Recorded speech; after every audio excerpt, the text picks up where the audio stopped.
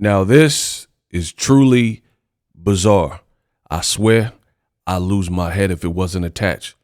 I'll keep that in mind. Terence Crawford continues to baffle, at least me. He has elected to not go forward with the Sebastian Fundora fight. So I'm going to pull it up, give you guys my thoughts. Stay tuned to the end of this video. Just extremely bizarre stuff. Terence Crawford lets deadline pass to fight Sebastian Fundora. Now, before I get into this, the link will be in the description. Very bizarre stuff, given the fact that it was Crawford who was 2x undisputed, coming from welterweight to 54, and he said he wanted Fundora Zoo winner, couldn't get that. Errol Spence said he was going to fight the winner, and then Crawford had this little spat with Errol Spence saying you got to wait in line, and then Errol Spence was like, hey, man down, I don't do lines, right? And Crawford couldn't get the fight after Sebastian Fundora won and became unified. So he moved on and fought Israel Madrimov, became a champion. Somehow, as a champion, they ranked him and said he was the mandatory for Fundora. All that was done. The fight got ordered for Fundora and Crawford. Fundora's side, being Samson, Lukowitz, and Fundora, said, all right, bring it on, Crawford. We down to fight Crawford. Cool, right? Now, all that for Crawford to let the deadline pass to not fight Fundora. And most people believe that Errol Spence will instead probably fight Fundora in 2025. It says this only hurts. The only one hurt by this is Fundora and his interest in fighting in December. This is promoter Samson Lukowitz, who told Boxing Scene minutes after the resolution was struck. They waited until the last day. It's disgraceful. So clearly Fundora's side is upset because Crawford seemingly got in the way. Then they said, fine, if we got to fight Crawford, we'll fight Crawford. No problem. And then they waited until the period of time in which they were supposed to strike an agreement. All that to say that Crawford is okay with them having a voluntary defense against somebody else. ESPN.com first reported the agreement. Crawford's 37. Fundora was the only one willing to fight, and this is Lukowitz. He's like, again, what I just told you. Fundora was down to fight Crawford. He's like, whatever. He's 6'7". He only has one loss. Who knows if he will be there or if he'll fight again. Lukowitz isn't certain Crawford will fight if he didn't jump at the opportunity now. So he's not even worried about it looking into the future. This is more of what I've always said, at least in recent memory, bad business bud. The business decisions are quite baffling. Like, who does this? Like, you're 37 years old. You're claiming it's the Terence Crawford era at almost 40. Like, most people, like Oscar De La Hoya and Floyd Mayweather, they were established pay-per-view draws by this time. They didn't start and, have their first big name at 35, 36, which was Errol Spence. So Crawford is now looking very hypocritical because everything that he claimed others did to him, which is a very skewed version of events, he's now doing to other people. But wait, I can explain. I am the best in the business and it's not even close. If you're gaining any value in boxing insight and knowledge from this update, hit the subscribe button and like the video, leave me a comment, all that good stuff. Here's how Crawford is doing what he complained others allegedly did to him. When he was with Top Rank, nobody told you to sign with Top Rank. You chose to sign with Top Rank. That's your decision. That's your choice. Fair play. They didn't give you Pacquiao, which was the biggest fight that they had that would have made sense for Crawford at that time. Crawford said he was down, but Bob Arum has done interviews where he said he blew the fight up and made sure it didn't happen because he didn't want Pacquiao to get hurt. the interviews are on YouTube, right? So I'm not going to get too deep into that. That's what happened.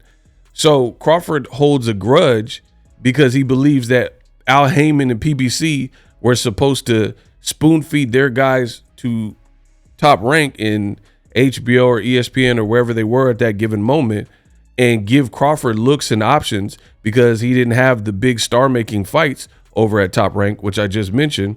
But it's not their responsibility to do that. It's your team's responsibility to secure you the big fights. Point blank, period. Anyone who says anything else doesn't know about boxing. You definitely don't know the business of boxing.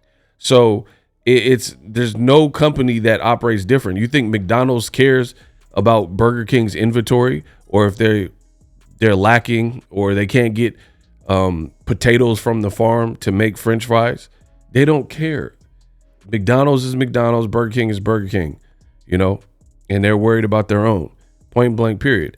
So let me wrap this up in a nice package for you guys. No Diddy.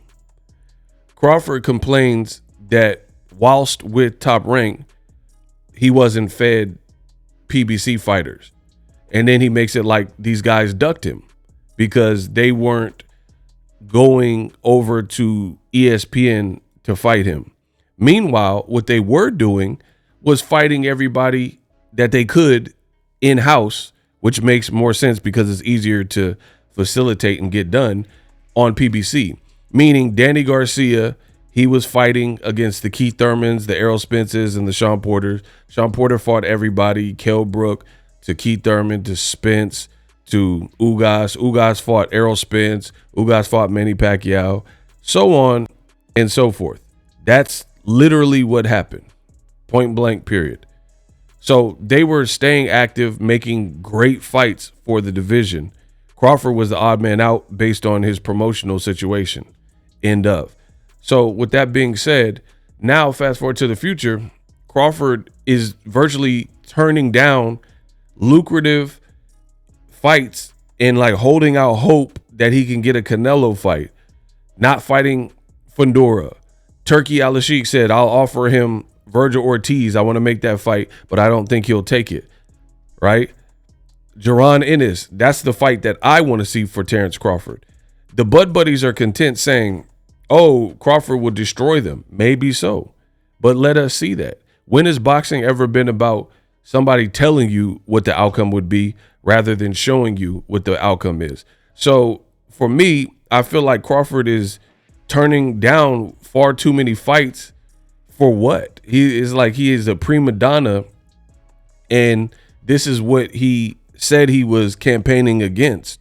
He said he was campaigning against, not fighting the best and things like that.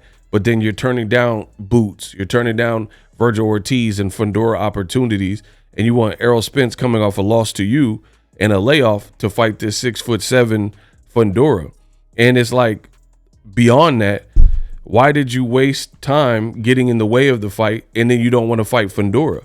And the other thing that looks bad is you look at people like myself and Teofimo. They've stated the obvious, which is Crawford continues to fight guys with handicaps.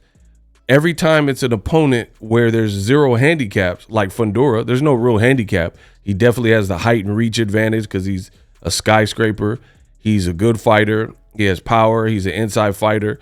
Anytime there's no handicaps, you don't really see Crawford chomping at the bit to take certain fights, but when Jose Benavidez shot in the leg, Errol Spence off the accident and eye injury, these fights seem to get made a bit easier. Now, the Errol Spence fight, there was some delay with that because Crawford wanted certain things, but Errol Spence ended up giving in and then the fight got made. But anytime there's a handicap, it seems like Crawford is more willing to accept the bout.